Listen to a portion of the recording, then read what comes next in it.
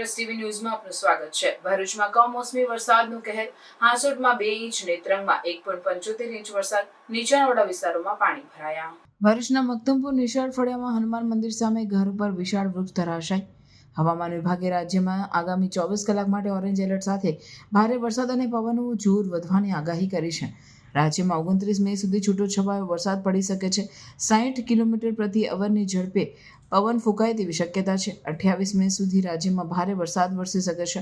હાલમાં દક્ષિણ રાજસ્થાન ઉપર સર્ક્યુલેશન અને ટ્રફના કારણે વરસાદની સ્થિતિ સર્જાઈ છે। એ સિવાય માછીમારોને દરિયો ન ખેડવા સૂચના અપાઈ છે। ભરૂચ જિલ્લામાં મોડી રાત્રિથી કમોસમી વરસાદી ઝાપટા શરૂ થયા છે।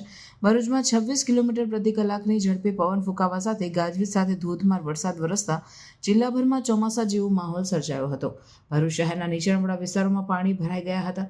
ભરૂચ શહેરના શક્તિનાથ વિસ્તારમાં આવેલ સરદાર શોપિંગ સેન્ટરમાં અને સેવાશ્રમ રોડ પર પાણી ભરાવાથી રાહદારીઓ, દુકાનદારો, નોકરિયાત વર્ગ અને વાહન ચાલકોની સમસ્યામાં વધારો થયો હતો।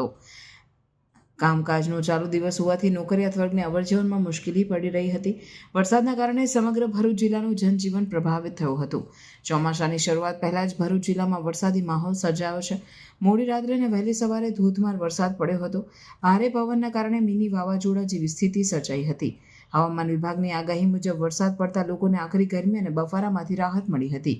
ભરૂચ જિલ્લામાં અંકલેશ્વર અને હાંસોટમાં 1 ઇંચ વરસાદ નોંધાયો છે।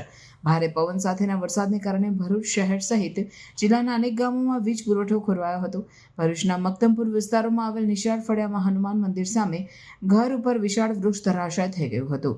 સતત વરસી રહેલા વરસાદથી ખેડૂતોને વ્યાપક નુકસાન થવાની આશંકા છે।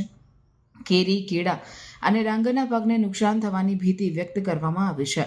નૈઋત્યના